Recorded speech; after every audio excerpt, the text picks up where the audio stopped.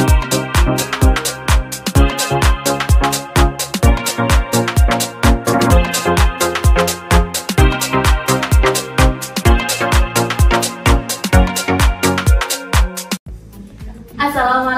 warahmatullahi wabarakatuh.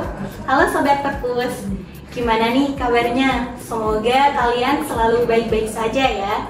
Nah, berjumpa kembali dalam program kerja Divisi Kreatif Talk bersama saya, Halidatul Hasanah, selaku host pada podcast kali ini. Nah, pada episode kali ini kita akan membahas merosotnya minat literasi pada Gen Z bersama narasumber kita, Kak Elial Putri Tabita, yang merupakan Putri Pendidikan Ekonomi 2022. Untuk Kak Elil bisa memperkenalkan diri lebih lanjut, dipersilahkan. Halo, perkenalkan saya Elial Putri Tabita. Saya dari Program Studi Pendidikan Ekonomi Angkatan 2022. Sebagai salah satu Gen Z, kalau dari Kak Elil sendiri gimana nih tingkat literasinya?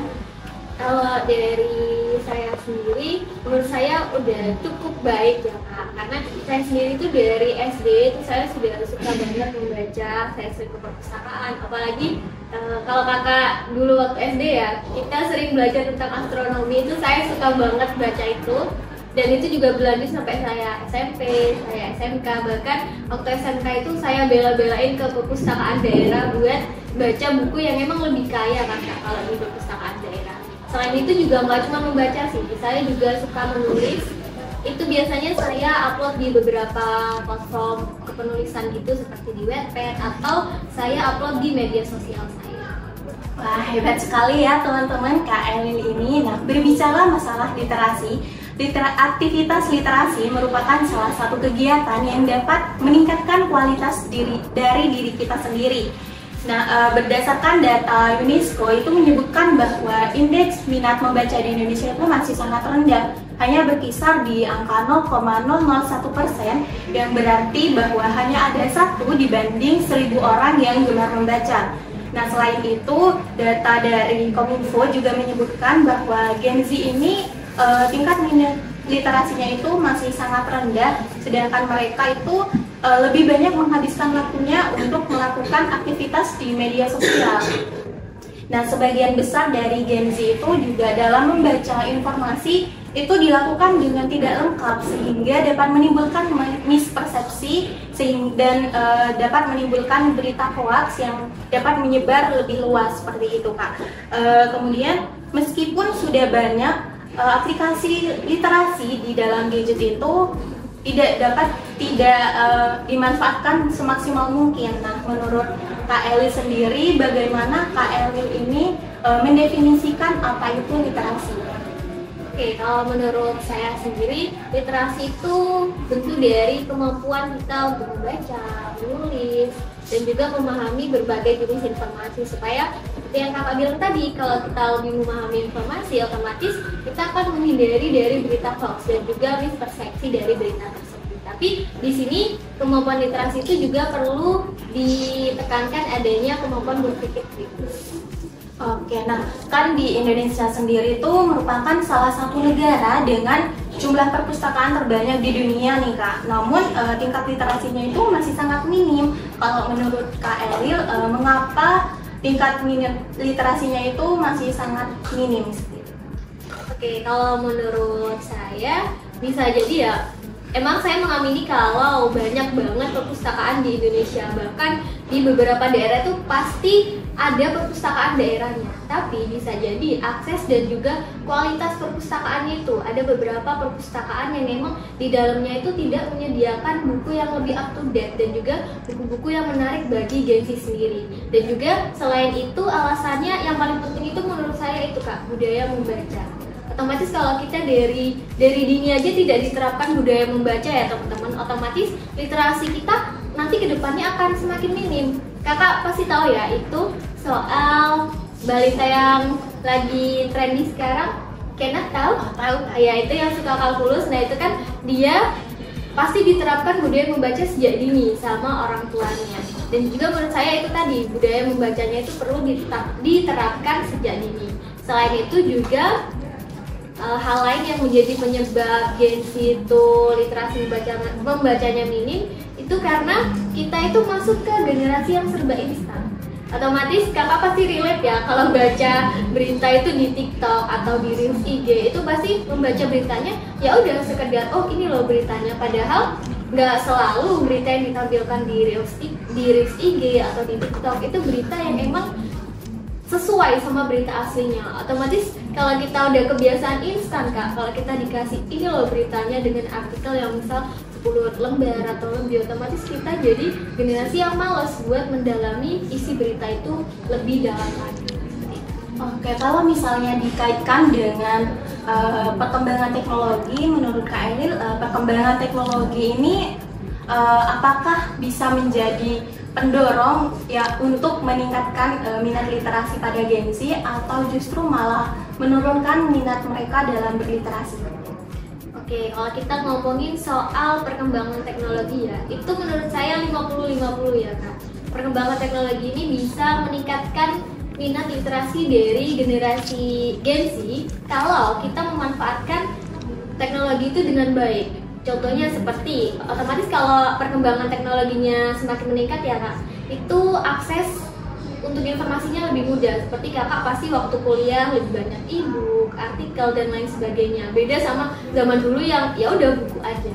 Dan selain itu juga kita bisa saling diskusi online, biasanya di media sosial yang lebih maju seperti sekarang. Tapi itu juga bisa menurunkan minat literasi Gen Z ketika penggunaan teknologi itu justru menjadi distraksi bagi Gen Z. Contohnya seperti kalau kita pakai gadgetnya tidak untuk membuka e-book atau membaca berita yang lebih trendy, tapi justru digunakan untuk scroll TikTok, scroll Instagram, untuk main game. Bahkan kalau kakak pernah baca beritanya itu, generasi di Indonesia, bahkan masyarakat di Indonesia itu menatap layar handphone itu lebih dari 9 jam. Itu bisa jadi distraksi. Maka dari itu akan menurunkan minat literasi dari Gen Z itu. Jadi menurut saya bisa meningkatkan kalau memang penggunaan teknologinya itu digunakan secara bijak. Tapi bisa menurunkan kalau perkembangan teknologi itu tidak digunakan untuk memanfaatkan kayak hal-hal yang lebih up to date gitu sekarang. Oke, kemudian mengapa literasi ini menjadi sangat penting bagi Gen Z?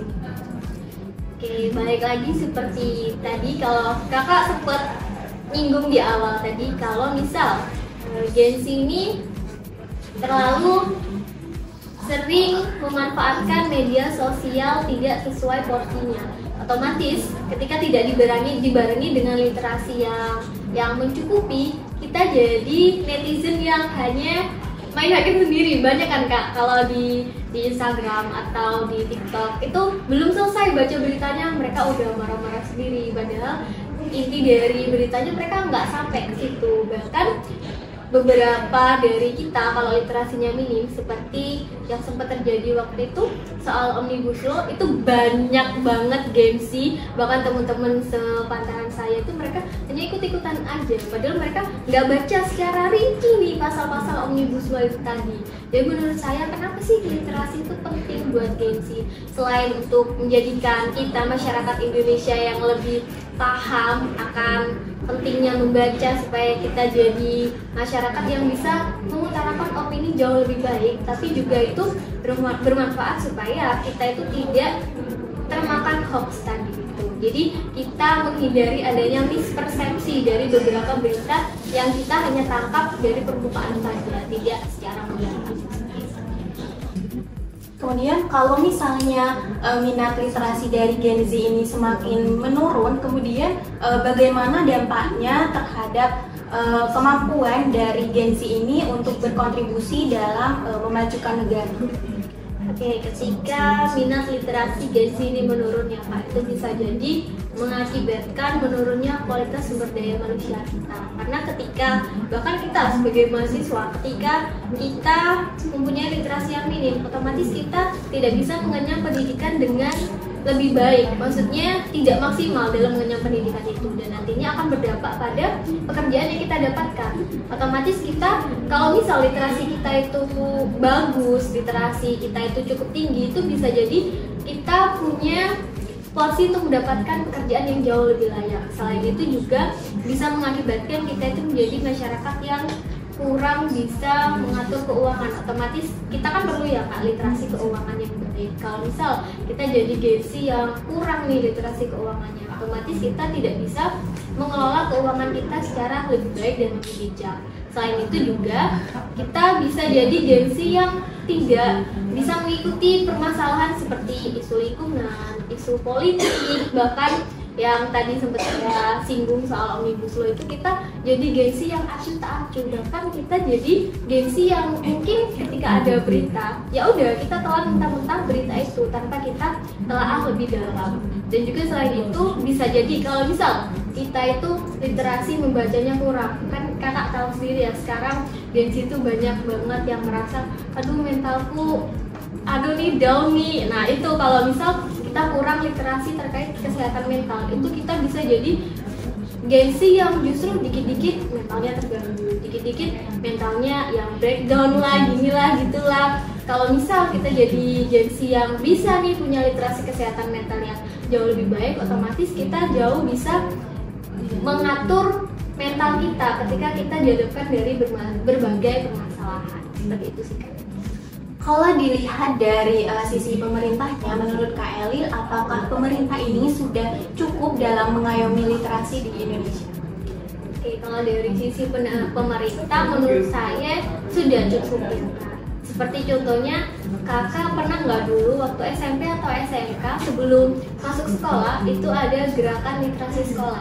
Karena, nah itu saya dulu pernah ada juga ya, mungkin teman-teman juga relate. Dulu sebelum masuk kelas, sebelum pembelajaran dimulai, itu akan dilakukan gerakan literasi sekolah, bisa baca novel, bisa baca buku pelajaran dan lain sebagainya. Selain itu juga peran pemerintah di sini seperti itu tadi saya bilang, di beberapa daerah biasanya selalu ada perpustakaan daerah. Itu berarti pemerintah itu juga turut andil Kak untuk memberikan literasi bagi masyarakat di sekitar daerah tersebut. Tapi ya tentu ya dalam sebuah hal yang selalu dilakukan pemerintah pasti perlu peningkatan. Apalagi sekarang perkembangan teknologi lebih maju lagi ya Kak. Mungkin dari pemerintah bisa turut andil baik dari segi langsungnya, dari perpustakaan langsung yang selalu ada di daerah-daerah, tapi juga pemerintah bisa lebih memberikan sokongan dari teknologi. Oke, kalau menurut Kak Elin sendiri nih, mungkin ada cara gimana sih untuk meningkatkan minat literasi pada Gen-Z? Oke, kalau caranya sekarang, kalau kita dipikir biasanya Gen-Z itu merasa apa sih ke perpus jadul, karena Gen-Z sekarang lebih sering scroll Instagram, scroll medsos lah dan lain sebagainya. Itu caranya bisa dengan kita memberikan promosi terkait pentingnya literasi. Biasanya ada campaign gitu kan Kak, kayak di Instagram gitu. Kita bisa memberikan edukasi. Kenapa sih literasi ini menjadi penting? Dan juga bisa kita masuk ke perkembangan teknologinya. Kita bisa memberikan e-book atau artikel yang lebih interaktif supaya literasi dari Gen-Z ini semakin tinggi dan nanti bisa kita kirim ke membaca buku secara langsung. Oke, mungkin dari Kak Elin juga ada tips-tipsnya sendiri untuk agar kita ini tetap konsisten dalam melakukan literasi. Karena terkadang itu rasa bosan atau malas yang kita miliki itu lebih besar daripada keinginan kita untuk melakukan sesuatu. Misalnya kita membaca berita ataupun buku itu dalam 10 menit saja itu sudah merasa jenuh, bosan. Jadi mending scroll TikTok aja gitu. Oke, kalau tips dari saya, karena saya pribadi suka banget baca buku ya teman-teman. Mungkin teman-teman yang mau coba nih, mau memulai untuk mencintai buku, teman-teman bisa cari dulu nih Kak, bisa cari dulu topik buku atau genre buku yang disukai. Mungkin suka genre horor atau romance, gak apa-apa baca itu dulu, karena namanya kecintaan kan harus dipupuk dari awal ya Kak. Kalau saya tipsnya teman-teman bangun tidur tuh ya teman-teman, mulai baca buku sejak bangun tidur. Bangun tidur itu teman-teman bisa mungkin set alarm atau teman-teman bikin to-do list gitu untuk oh hari ini saya mau baca buku A gitu. Nah setelah itu seperti kakak tadi bilang jenuh kan kadang-kadang. Nggak apa-apa teman-teman, mungkin di awal itu 10 menit jenuh, tapi nanti next time coba ditingkatin lagi. Oh saya mau baca buku dari bab 1 sampai bab 2. Mungkin hari ini satu bab aja udah jenuh, nggak apa-apa, tapi nanti next time kita tambah lagi. Oh bisa jadi dari bab 1 sampai bab 3 nih kak selesai. Nah selain itu juga nanti kalau misal udah mulai cinta nih kak, udah mulai suka baca buku-buku, bahkan baca buku pelajaran yang biasanya ngantuk itu jadi semangat gitu. Nanti kalau itu udah mulai cinta dari baca buku yang tadi di awal baru sedikit-dikit sampai udah kebiasaan baca buku, nanti jangan lupa kasih reward teman-teman buat diri sendiri. Mungkin beli buku yang lagi disukain atau apa gitu, yang penting kasih reward buat diri sendiri. Yang penting itu sih kak tips dari saya, mulai dulu dari ya dikit-dikit lah, baca dikit-dikit itu sih kak. Oke, teman-teman, selain kita itu aktif dalam bermedia sosial, kita harus mengimbanginya juga dengan melakukan kegiatan literasi.